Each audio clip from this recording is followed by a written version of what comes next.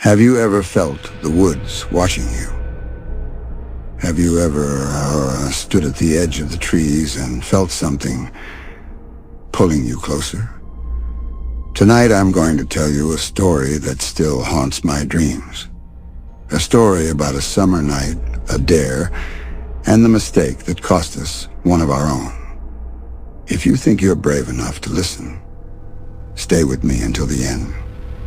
Because once you hear it, you'll never look at the forest the same way again. This is the story of the Birch Ring. It happened when we were 12. My friend Eli decided to host a sleepover in his backyard, the one that stretched all the way to the cursed woods. Everyone in our town had heard the stories.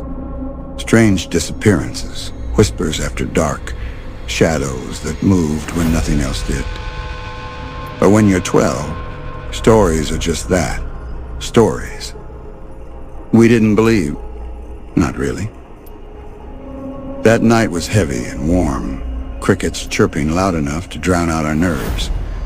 Around midnight, Eli, always the fearless one, dared us to go past the tree line. 20 feet in, there was a strange circle of birch trees.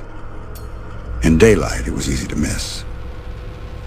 But at night, under our shaky flashlight beams, the trees looked twisted and unnatural, like bones jutting out of the earth.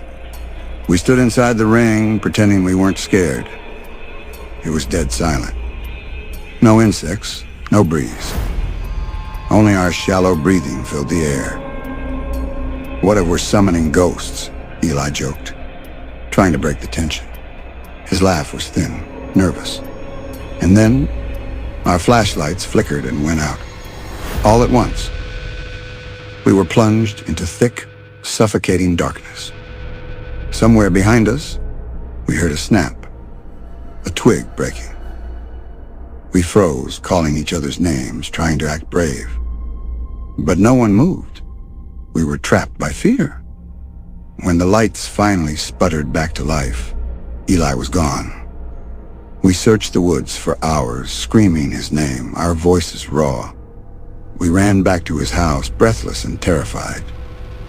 The police searched too, for days. But they found nothing.